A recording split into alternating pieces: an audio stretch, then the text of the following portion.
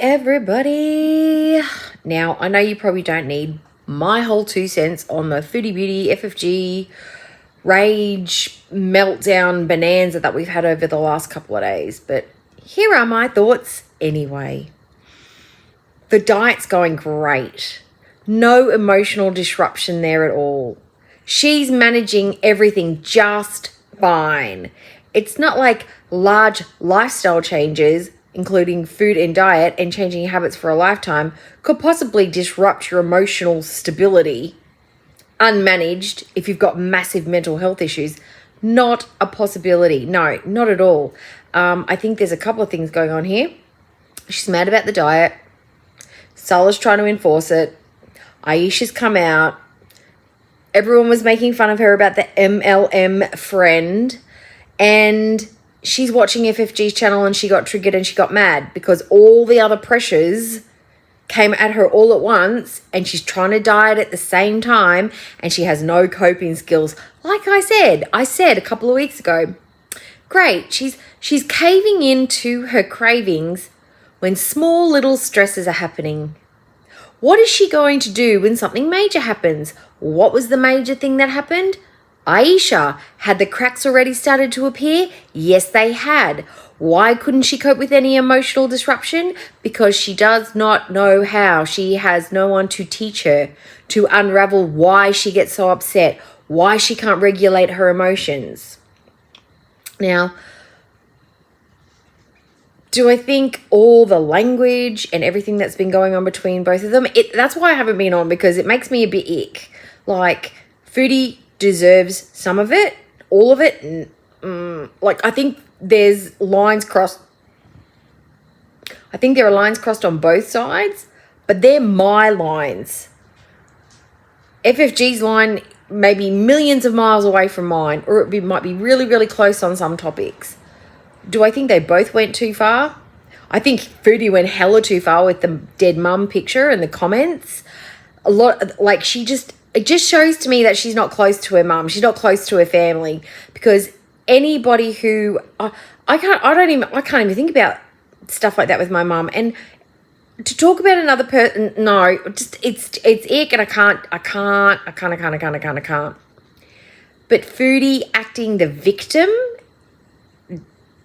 no, it is mutual battle. I don't think there's any victim here. FFG's not the victim. Foodie Beauty's not the victim. They are both opponents in a ring at the minute. And that's how it is. No one is bullying each other. They are fighting. That's how it works. It's mutual combat. Simple. Is this some of the worst stuff I've ever heard her say? Absolutely.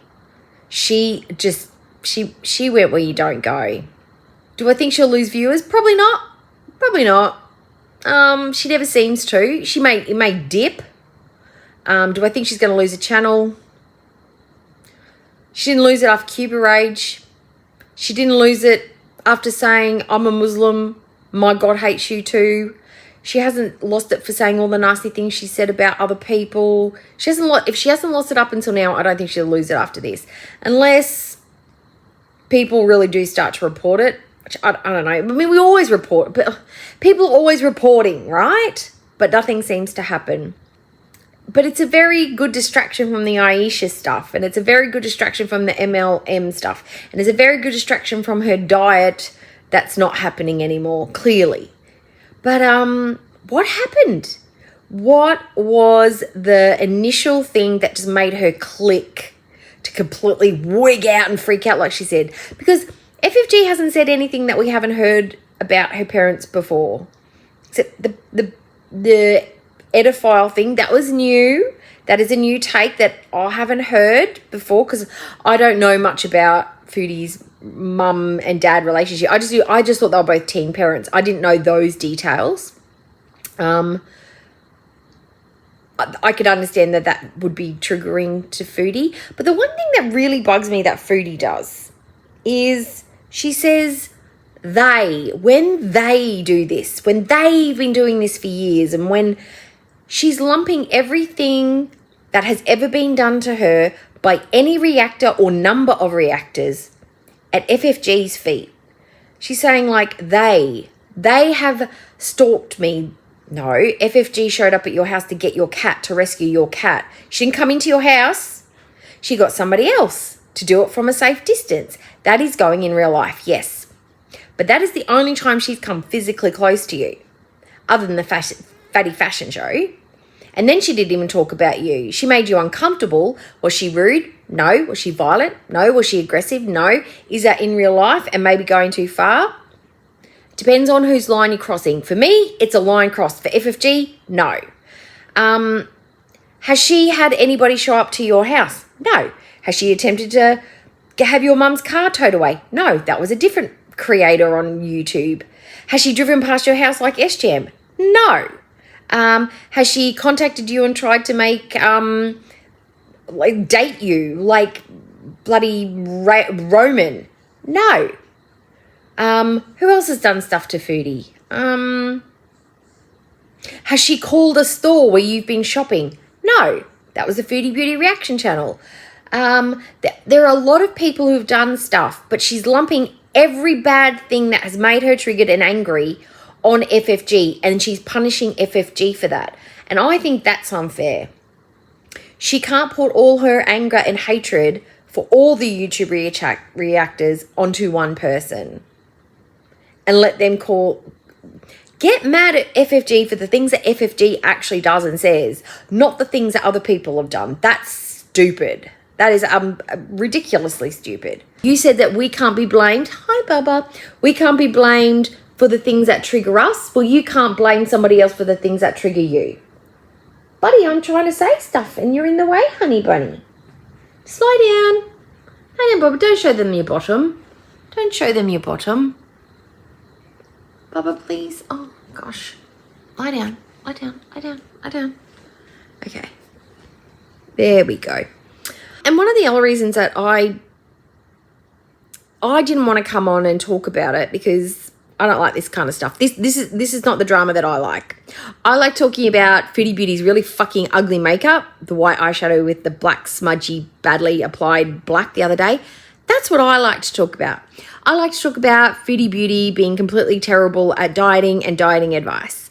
I like to talk about Foodie Beauty being really bad at relationships. What I don't like to talk about is her dissing people's dead mothers and calling people outside their names, and just the energy that she exudes actually makes my chest hurt with anxiety. And when I hear FFG responding that with the same energy, that also makes my chest hurt. That's a trigger. That's a trigger for me, and that's a me thing. So that's why I sort of have to distance myself and filter it through other people and in small quantities. I can't sit there. It's taken me a while to get through all the streams because I can't watch it back to back, because that's something that I don't enjoy. I can't handle it in big doses and all at all. But I still want to weigh in because I have thoughts and feelings about it, because I might have a perspective that's the same as somebody else, but it's just not being voiced yet. And that's why I wanted to come out and say it. Now, I don't know. I have a lot, you know, when you get so bothered by something, you have so many words, but you can't get any of them out because they keep overlapping over each other and nothing makes sense. That's how I feel about it. I have so many things to say that I don't want to say anything because it feels like it's too much. It literally would just be word vomit. I was listening to it and I'm just saying, no, that's not true. You didn't say that. That's not how it was. You're lying. That's a lie. She just makes it up as she goes along to make herself look like the victim when she's really the perpetrator. The Foodie Beauty that we saw in the last day or two is the Foodie Beauty that we knew is there. That under the hijab, under the abaya, under her husband, under her newfound life in Kuwait, that was the filthy, dirty critter just sitting there festering, rotting, waiting to come out. Now, all the other times she's spoken like this, she could say, I was under the pressure of abuse. I was in a bad relationship. I was drunk. Not this time. This was you. This was all you. This was your impulsive, bitter, angry, emotionally irregulated, too hangry to be human energy. And this is why the majority of girl world doesn't like you because you've got a really evil personality. You're evil. And you even said that. You're evil, but whatever. I don't even care. Don't even care. And why do we take it all so personally? Because of the energy and the words and it's like, she's just like a whiny, stupid little kid who just lies and tries to get away with shit. Now, the one thing that I'm wondering, if YouTube makes you this angry and if YouTube makes you this wild and mean and filthy and dirty and grubby, why do you stay? And if you get kicked off YouTube, why would you go to Twitch? You said, this line always rings in my head. If I wanted to leave YouTube, I could do it tomorrow. Sala will support me. Why does she continue to put herself through this? She obviously hates YouTube. She doesn't like to make videos. She doesn't make good videos. She doesn't put a lot of effort into her videos. She doesn't like to move. She doesn't like to leave the house. She doesn't like to do anything but sit down and talk into the camera and eat. She doesn't enjoy creating. So why does she stay? Why? It doesn't serve her in any way other than as an income. But Sala, according to Foodie Beauty, is more than capable of supporting both of them. So what keeps her hanging around? It's just a question I have. Why is she still here? Let me know what your thoughts and opinions and how you've been feeling about this whole situation, because it's more than just Foodie Beauty. For some of us, it's more than just Foodie Beauty being nasty and disgusting and FFG responding and the words and the insults and the aggression and the anger. For some of us, this is watching our parents fight, or reliving bullying at school, or having a fight with a friend, like reliving a fight or a traumatic moment. It's triggering for different people for different reasons. Have you had to step away? Are you into it? Like, does this not bother you at all? Like, if it doesn't, that's okay. Different people have different experiences and people wear stuff differently. Like it sits in your energy pocket differently. Some people, they pull away, other people lean in. And both those responses are okay for you. For me, I have to lean back and I sort of have to watch it from behind a curtain peeking out. I'm not like the one standing in the yard going, yeah, I'm watching. That's not me. I'm sort of like, ooh, this is awkward. I don't like it. But I'm still going to watch behind the curtain. Okay, so just let me know how you feel about this. And I will see you in my very next video. And yes, the cat is purring and sleeping on my arm. But he says hi. Anyway, hope everyone's doing well. Bye.